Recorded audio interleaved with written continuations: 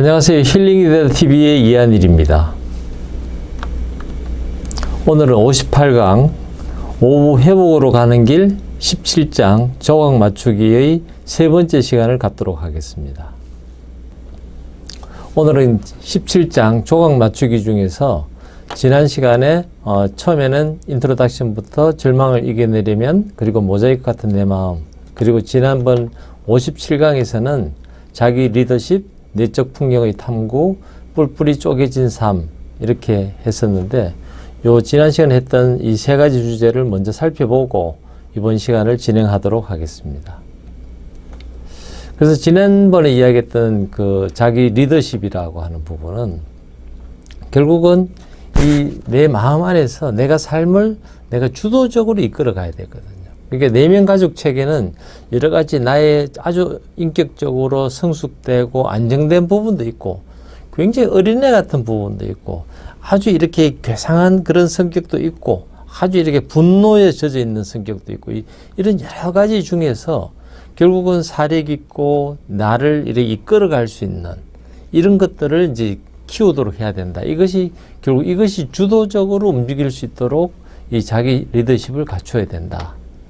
그러니까 우리 가족도 그렇고 조직, 국가 어떤 체계에서도 이것이 이제 건강하게 잘 되려면 그걸 주도적으로 이끌고 가고 있는 부분이 건강해야 되거든요. 정치도 이 건강한 조직이 이끌어갈 때 그 결과가 좋고, 가족도 건강한 사람이 그 가족 구성원 중에서 건강한 사람이 그 주도권을 이끌어갈 때 가족이 유지가 되고 더 이렇게 서로가 주는 그 가족으로서의 기능을 하게 되는데, 그것이 만약에 역기능적인 가족 같으면 실제로 건강하지 않는 부분이 도미넌트하게 되고, 건강하지 않은 부분이 더 주도권을 가지게 되면 결국 그 조직이나 가정도 문제가 된다. 그런 것처럼 내 내면에서도 나에게서 아주 이렇게 좀 편안하고 이 능력도 있고 지적 호기심도 있고 옆에 사람들도 돌봐줄 수 있고 하는 아주 안정된 부분을, 이것이 이제 내가 이제 이끌어 가야 된다. 이제 이런 이야기를 하고 있는 거거든요. 그래서 이 모든 사람은 그 자기 안에 보면 상처받지 않는 자기의 정수, 어제 핵심되는 부분에는 정말 인간으로서 호기심도 느끼고 남도 배려할 수 있고, 또 새로운 것에 대한 막 탐구도 하고 학습도 하고 남을 도와주고 막 이런 것들이 이 가지고 있는 구성원은 모든 사람이 다 가지고 있거든요. 그러나 행동은 그런 부분들이 주도권을 갖지 않고 감정에 의해서 그냥 이렇게 움직이거나, 아니면 이 깨어진 자아에 의해서 본인이 컨트롤되고 있으면 이것이 이제 건강하지 않는 모습으로 나타난다. 그래서 이런 이 사리 깊은 부분이 관찰자로만 머물지 않고 이것이 내적 체계를 다시 체계화하고 이끌어갈 수 있도록, 그리고 옆에 있는 다른 부분들도 서로 이렇게 정보를 주고 이렇게 받아들이면서 키워갈 수 있도록. 그래서 이렇게 명상을 한다는 것은 이 전두엽에 대한 이 활성을 높여서 결국은 정서적인 부분을 이렇게 캄다운 할 수 있도록, 정서가 기분이 나빠도 지금은 내가 화를 낼 단계가 아니다. 지금은 내가 화를 내는 대신에 상대방 이야기를 한번 더 들어봐야 되겠다. 이렇게 이제 이성적으로 사람을 움직일 수 있도록 이걸 도와줘야 된다. 이 이야기를 하고 있는 겁니다. 그래서 결국 이제 오케스트라의 지휘자가 돼야 된다. 이 나의 자아 중에서 아주 건강한 부분이 오케스트라의 지휘자가 돼서 이 불협화음이 아닌 아주 한 곡의 교향곡이 서로가, 모든 악기들이 서로가 조화를 이루어서 아주 훌륭한 하나의 교향곡으로 만들어질 수 있도록 이렇게 도와줘야 된다. 이제 이걸 이야기하고 있습니다. 그리고 이제 치료자한테 이런 그 자아 중에서 아주 이렇게 겁나거나 복수심이 불타서 분노에 있거나 이런 것들이 있거든요. 이럴 때 이 치료사는 이제 본인이 객관적으로 이 상황을 볼 수 있도록 도와줘야 된다. 이걸 치료사가 막 설명해가지고 해결될 게 아니고, 오히려 그 부분을 이 내면 체계에서 이 건강하지 않는 부분이 자꾸 드러나려고 할 때 이 나의 건강한 부분이 그 건강하지 않는 부분을 자꾸 볼 수 있고 이렇게 조절할 수 있도록 이걸 이제 도와주는 게 이제 결국은 이 내적 풍경, 내 내면에는 어떤 구성원들이 있고 그 구성원들이 어떤 역할들을 하고 있는지, 그러니까 내 안에 여러 형태의 자아가 있다는 거거든요. 그걸 인지할 때 이 부분이 이제 해결이 되기 시작한다. 그걸 이제 내적 풍경의 탐구 이런 제목으로 이제 이 저자는 이야기하고 있습니다. 그래서 우리가 뿔뿔이 쪼개진 삶이라는 것은 나에게서 이 조앤이라고 하는 이 경우 훌륭한 안과 의사가 사실은 때로는 막 테니스 코치하고도 막 이렇게 불륜 관계도 있고, 근데 이 불륜 관계를 하면서도 행복한 게 아니고 사실은 건강하지 않으니까 죄책감이 있거든요. 이걸 벗어나고 싶기도 하고. 근데 어떨 때는 일도 잘하고 환자도 잘 보고 막 직장에서는 아주 훌륭하지만 어떨 때는 징징대는 어린애가 되기도 하고, 어떨 때는 막 미친 듯이 화도 내고, 어떨 때는 막 이렇게 먹는 걸로 막 해결하는, 이 어느 게 나냐 할 때 사실은 그 전체가 한 부분 한 부분이 조앤의 것들이 만들어져서 조앤의 전체를 구성하고 있는 거거든요. 우리 스스로도 우리 안에 아주 이렇게 일도 잘하고 남한테 인정도 받는 부분도 있지만, 우리 안에 그런 화도 내고 짜증도 내고 징징대고 아직 어린애 같은 그런 유치한 부분이 있는 것들이 다 포함된 게 우리 자신이다. 이제 이걸 이해할 수 있으면 좋다는 거거든요. 그래서 결국은 치료의 포커스는, 치료는 이 조앤과 나 사이, 조앤과 이 정신과 의사의 관계가 아니고, 치료는 조앤의 건강한 부분과 건강하지 않는 부분들이 서로 관계를 어떻게 가지도록 할 거냐. 그래서 건강하지 않는 부분을 객관적으로 보고 건강한 부분이 이 부분을 커버해주고 이렇게 이성적으로 느낄 수 있도록 도와줄 수 있도록 이게 해주는 것이 결국은 치료다. 이제 이렇게 이야기를 하고 있습니다. 그래서 오늘은 그 부분에 이제 건강하지 않는 부분이 어떤 식으로 나타나는지 하는 것들을 이제 관리자와의 만남, 또 불길을 잡으려면 또 도구의 영향력, 뭐 이제 이런 형태로 이제 이야기를 하고 있습니다. 그래서 이제 관리자, 이 매니저라는 것은 어떤 부분이냐 하면은, 우리 안에는 이제 여러 가지 이제 자기의 모습들이 있거든요. 그래서 이제 아주 이렇게 이 공격적인 형태, 그다음 막 짜증을 내고 막 때로는 이 문란한 그런 성적 활동을 할 때도 있고, 때로는 막 자살하고 싶다, 난 죽고 싶다, 혹은 막 어디에 막 집착이 막 강하다, 혹은 아주 어떨 때는 막 이렇게 점잖은, 우리도 보면 아주 뭐 어떤 일할 때마다 아주 이 정답만 이야기하는 사람이 있거든요. 아주 윤리주의자 같은.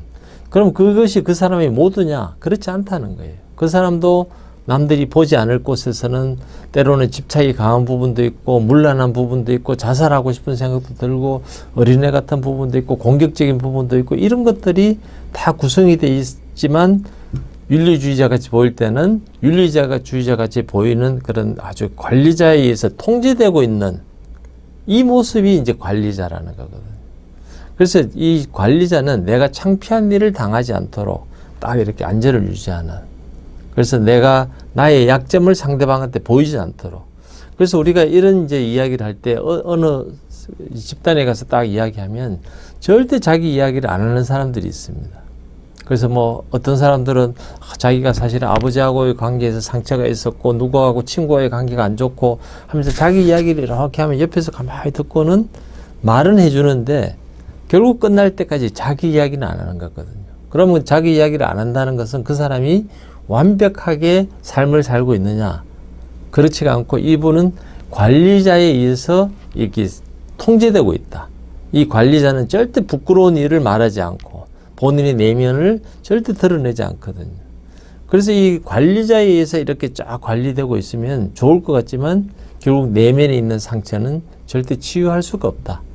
그래서 어떤 그런 나눔을 하거나 이럴 때 절대 자기 이야기를 하지 않는 사람은 그 모임에 백날 가더라도 뭐 10년을 가더라도 절대 해결이 안 되거든요.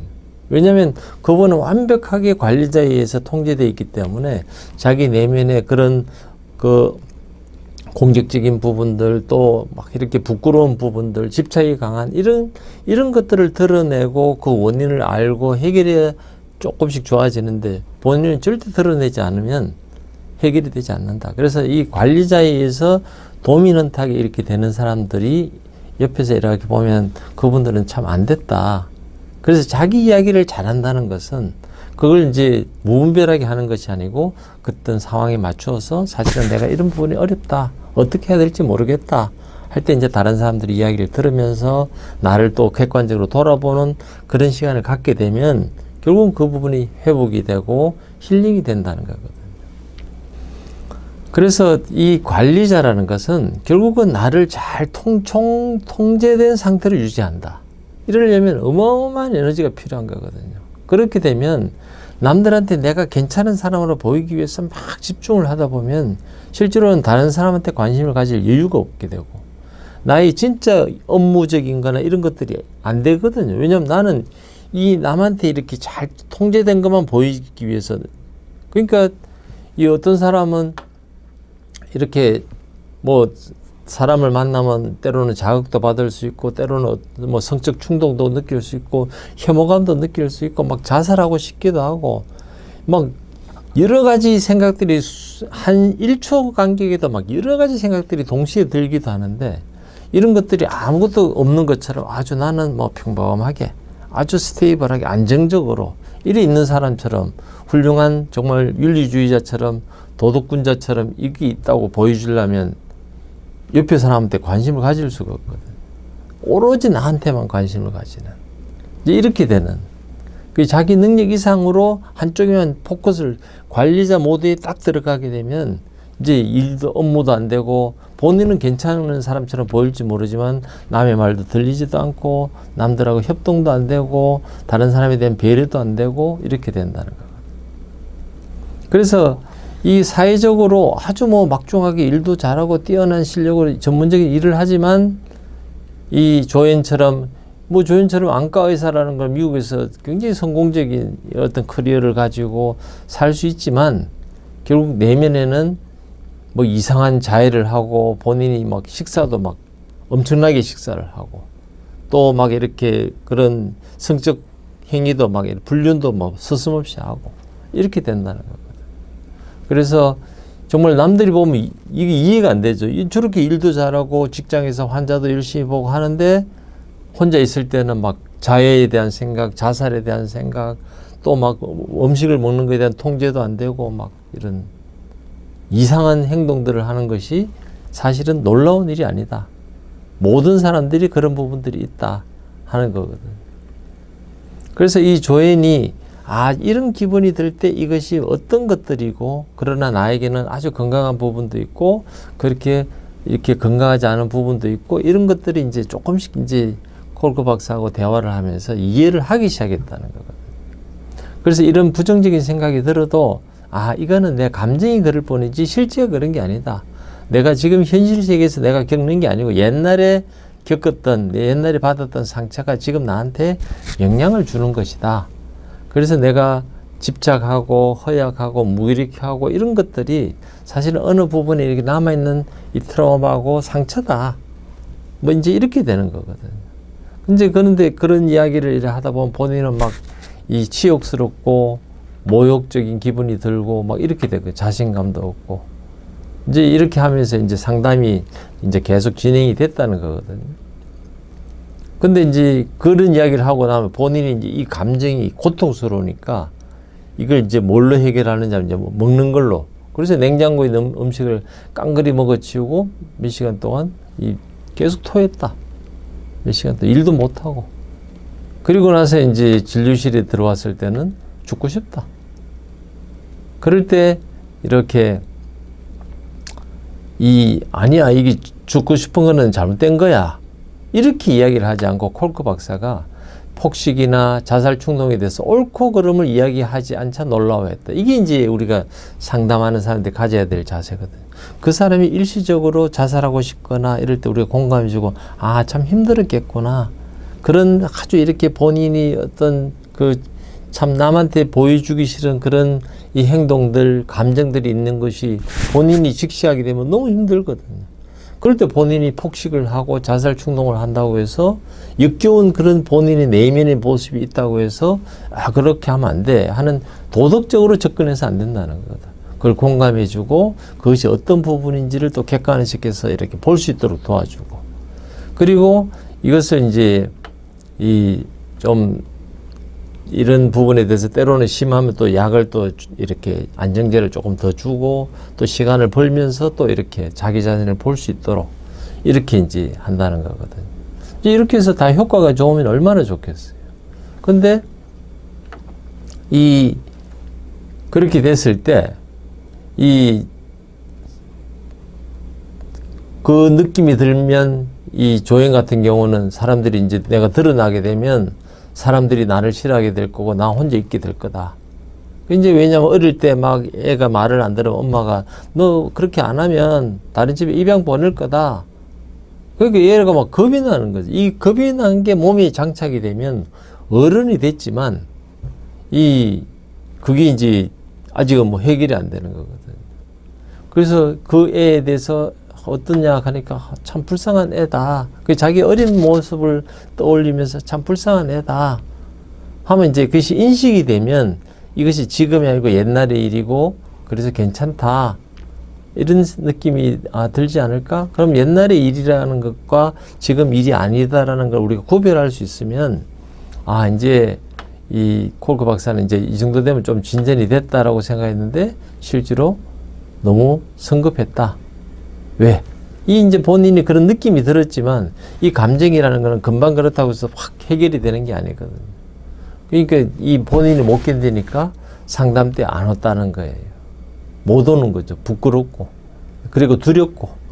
그러니까 이 두려운 마음, 이 부끄러운 마음을 해결하려니까 이 불길을 잡으려면 그런 감정적으로 막 올라오는 거 막 죽을 것 같고 부끄럽고 막 나 자신이 막 역겹고 이런 이런 내면이 나한테 있다는 게 견딜 수 없는 이 생각이 들면 어떻게 되느냐면 술집에 가서 남자를 골라서 같이 늦게 술 마시고 뭐 같이 뭐 흐트러진 옷차림이라는 거는 본인이 너무 술이 취했으니까 이렇게라도 해야 견디는 거예요.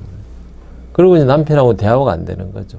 그리고는 다음날 아무 일도 없었던 것처럼 행동했다. 그러니까 이 감정이 막 부끄럽고 이런 걸 우리가 객관화시켜서 이거는 감정적인 문제고 그래서 네가 그렇더라도 네가 지금 일어난 게 아니고 옛날의 일 때문에 그런 감정이 드는 거니까 이걸 우리가 이제 명상을 하게 되면 전두엽이 작동하면 그 옛날 일이야. 지금하고 아무 상관이 없고 그걸 사람들이 안다고 해서 너는 그래도 지금 훌륭한 안과의사고 훌륭한 사람이잖아. 이렇게 이제 이성적으로 되면 아무것도 아닌데 이걸 내가 견딜 수 없으니까 막 술 마시고 아무 남자나 붙잡고 뭐 때로는 뭐 이렇게 성적 관계를 갖든 갖지 않든 막 남편이 있어도 왜 남편이 있어도 안 되느냐. 남편이 그걸 공감해 주고 같이 이게 안 되거든요. 그리고는 아무 일도 없었던 것처럼 행동하고 이제 이렇게 되거든요. 이것이 이제 이 내면의 소방관들, 그러니까 관리자 모드가 아니고 이건 이제 소방관의 모드거든요. 소방관은 어떤 그런 내가 어릴 때 막 그런 걸로 인해서 지금 감정적으로 고통스럽고 추악하고 막 내 스스로가 막 이렇게 모멸감이 들고 내가 이 인간으로서 참 이렇게 살 수 있을까 하는 그런 느낌이 들 때 매니저는 관리자는 아주 이렇게 그걸 포장을 쫙 해서 아주 괜찮은 사람이라고 만든다면 이 소방관의 모습은 뭐냐 막 화를 팍 내기 바로 너 화내라. 너 지금 느낌이 아주 막 속된 말로 하면 막 미칠 것 같잖아. 구역질 같잖아. 너라는 인간이 어떻게 그렇게 구역질 나는 인생을 살고 있어. 그러니까 화도 내야 되고 이런 느낌이 들도록 부추긴다는 거예요.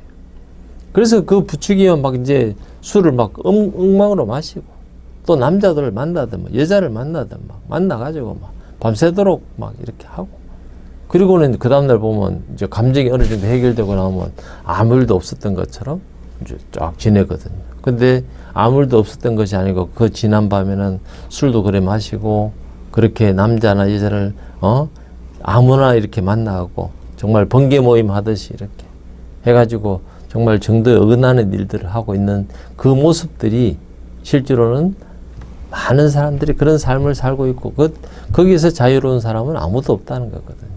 그래서 우리가 관리자 모드로의 모습이냐, 이것이 소방관의 모드냐, 이제 이런 것들을 구별할 수 있으면 그 사람들이 그 행태가 눈에 보인다는 거거든요. 그래서 이제 이 트로마 희생자들이 이 소방관의 존재를 알게 되는 거죠.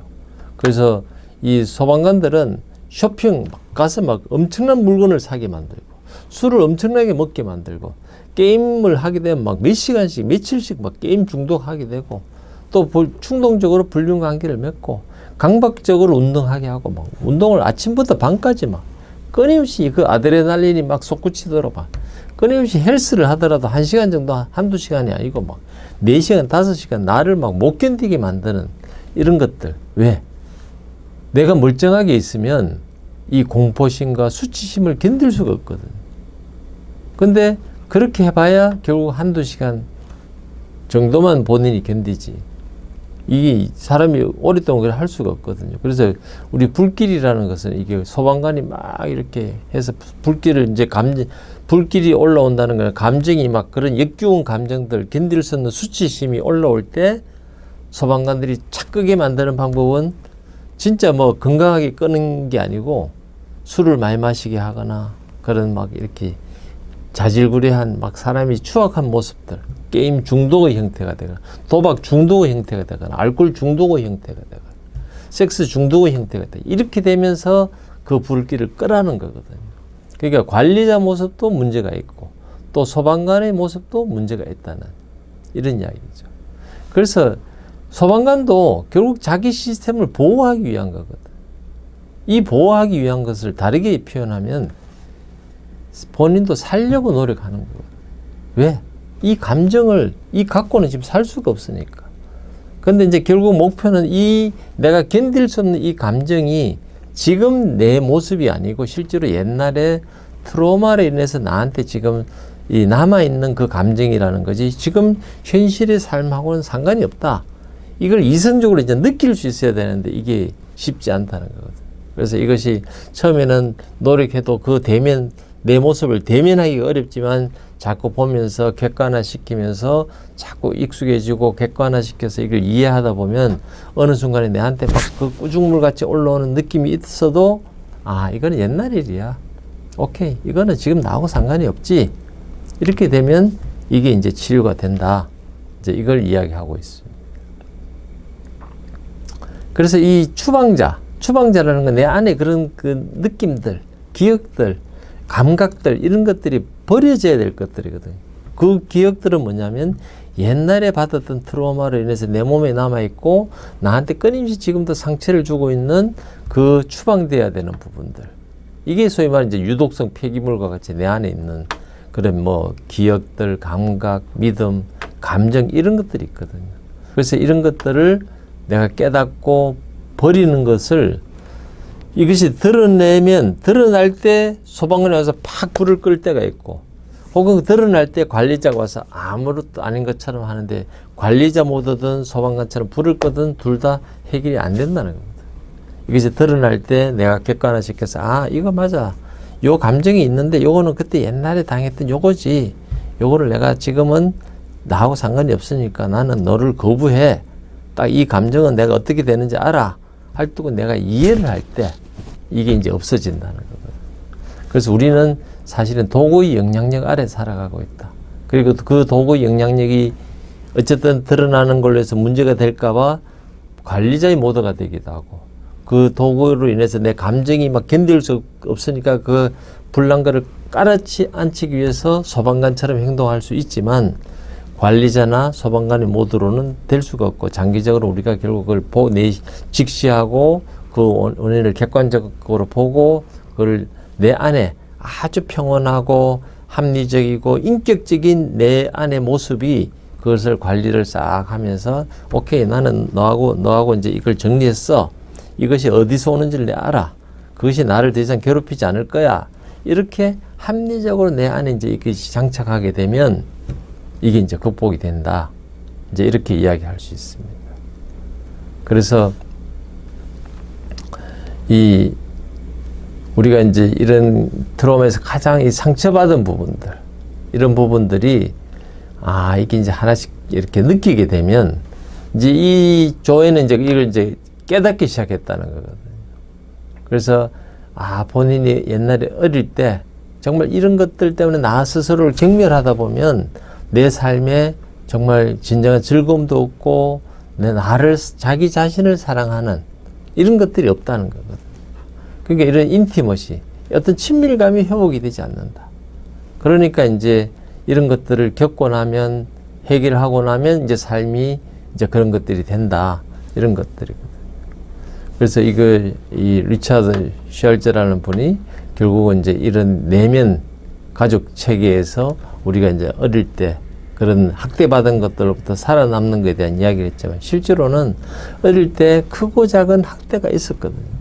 우리가 어릴 때, 지금도 그 어린 아이들에 대해서 우리가 인격적으로 대하지 못하고, 아이들에 대해서 충분한 그런 사랑을 주지 못해서 나타나는 그런 많은 것들이 있을 때, 그 아이들의 그 내면에는 정말 성숙되고 인간으로서 가지고 있는 인간의 아주 좋은 부분을 가지고 있는 부분도 있지만, 아직 징징대고 막 이렇게 때로는 분노에 가득 차고 이런 부분이 있는 것들을 우리가 이해하고 그 아이들을 기다리고 때로는 사랑의 눈으로 봐야 된다. 그렇게 해서 기다려주면 그 아이들이 어느 날 주도권을 가지고 회복할 수 있다. 이제 이런 이야기들이거든요. 그래서 이제 이런 부분에 대해서 이 갇혀있던 과거를 어떻게 해방할 것인가. 그리고 내면 가족 체계를 활용한 류머티즘 관절 치료 사례에서 보는 것처럼 자기 연민의 힘이 얼마나 강한지, 그리고 쫓겨난 아이를 해방시키는 이런 부분을 통해서 이제 이 내면 가족 체계에 있는 나의 여러 가지 형태 중에서 건강하지 않는 부분들을 내가 어떻게 회복하는지 하는 것들로 이제 다음 시간에 계속 하도록 하겠습니다. 시청해 주셔서 고맙습니다.